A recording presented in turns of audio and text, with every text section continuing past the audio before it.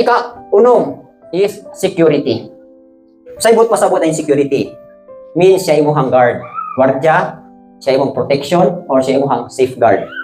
Hindi na safeguard nga sabon ha. O, safeguard bali, safety ka nga iyahang gigwardyahan. Kani siya, kung pirmi gyud ta puno sa balang spirito.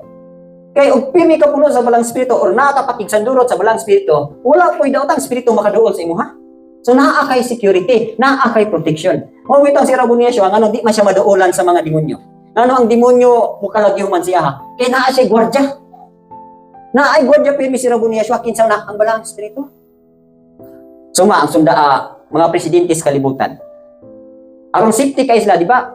Pila ka buk ilang protector. Pila ka buk ilang presidential guard.